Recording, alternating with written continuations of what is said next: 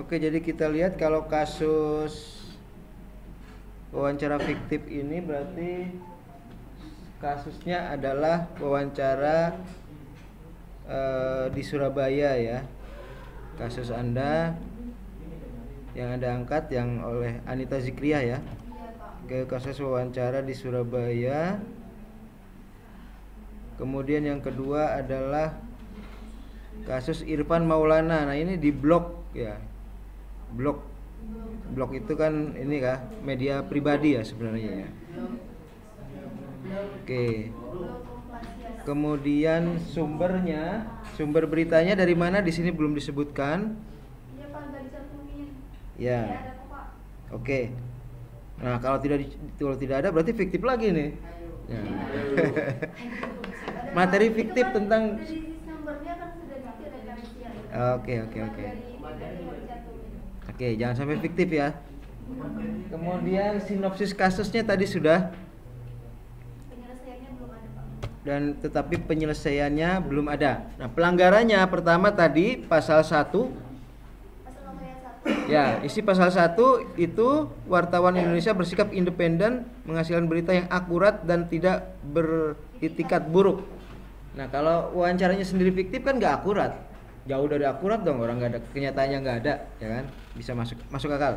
Kemudian pasal 2, wartawan Indonesia menempuh cara yang profesional dalam melaksanakan tugas jurnalistik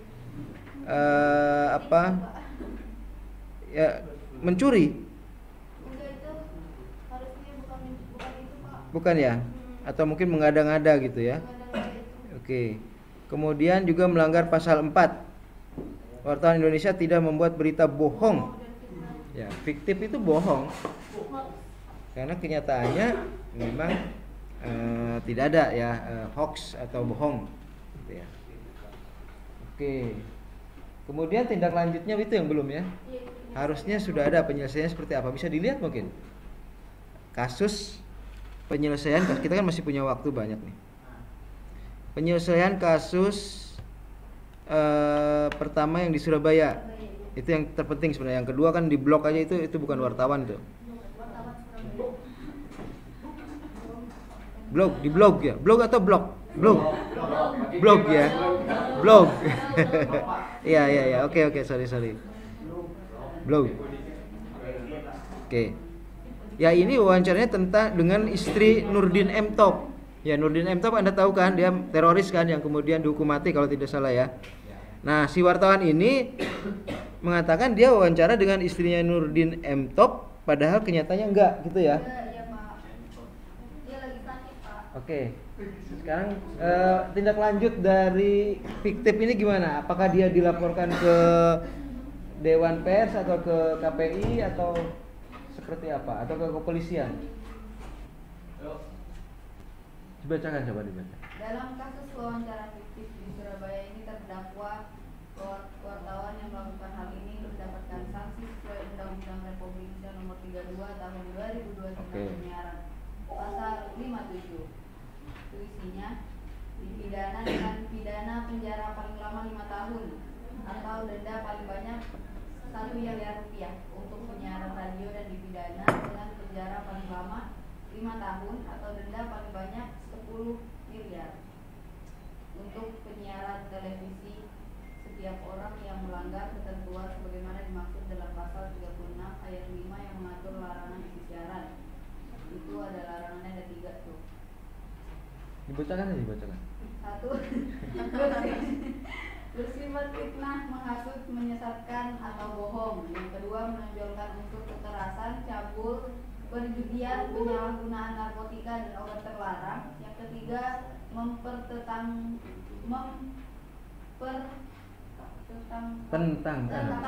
suku, agama, ras, dan antar golongan. Ya, hukumannya di situ ya, guys ya. Ada penjara sama denda. Oke, ancamannya atau, itu ya. Antara penjara atau denda.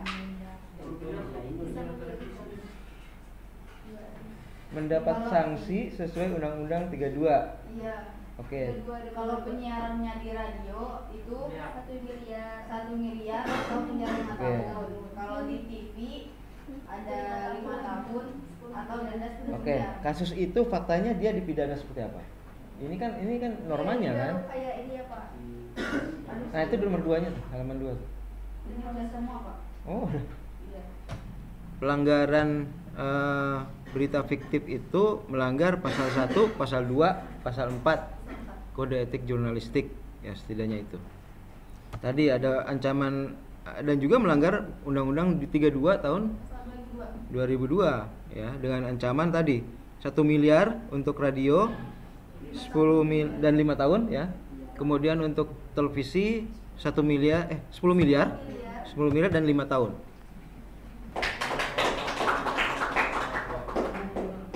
Oke, jadi dari kasus wawancara fiktif di Surabaya itu kita bisa tahu bahwa wawancara fiktif itu melanggar pasal 1, pasal 2, dan pasal 4.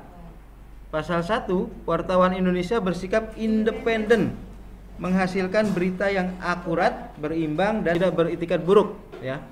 Independen itu apa artinya? Independen itu artinya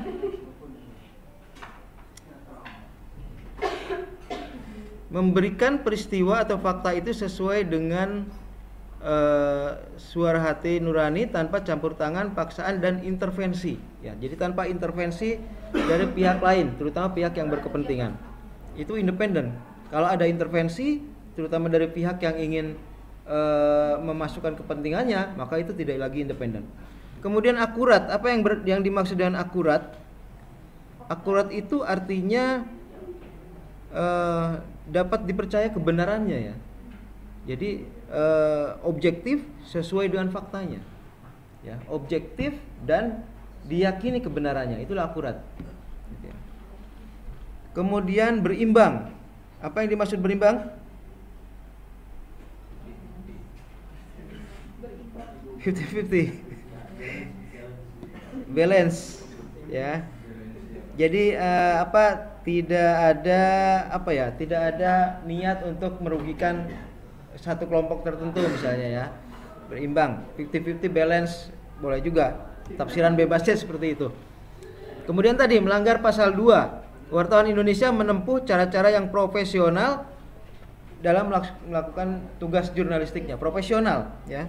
Profesional itu apa? Dia pertama menunjukkan identitas dirinya ya. Kemudian kedua menghormati hak privasi narasumber gitu ya. Kemudian yang ketiga tidak menyuap. Kemudian yang keempat menghasilkan berita yang faktual sesuai dengan faktanya. Jadi kalau wawancaranya sudah fiktif berarti memang sudah tidak faktual gitu ya. Rekayasa pengambilan dan pemuatan penyiaran gambar, foto, suara dilengkapi dengan keterangan tentang sumber yang ditampilkan. Jadi ada keterangan sumbernya. 1, 2, dan berapa tadi satu lagi? 4 ya. Wartawan Indonesia tidak membuat berita bohong, fitnah, sadis, cabul ya. Bohong itu apa?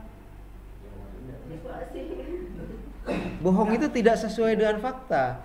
Ya. Ya, jadi tidak membuat berita yang tidak sesuai fakta, tapi berita itu harus sesuai dengan fakta ya. Fitnah misalnya tanpa dasar menuduh ya seseorang itu fitnah. Kemudian sadis ya, memberitakan kekejaman itu sebenarnya tidak boleh ya. Kekejaman ada pembunuhan gitu kan, kalau kita lihat kan ada berita yang khusus tentang pembunuhan gitu ya. Ya, itu sebenarnya tidak boleh, kesadisan itu. Ya, pembunuhan berencana dan lain sebagainya. Kemudian cabul ya, Anda tahu lah arti cabul kan. Oke, itu ya pasal 1, 2, dan 4. Hari ini kita belajar tentang pasal 1, 2, dan 4 dari Kode Etik Jurnalistik.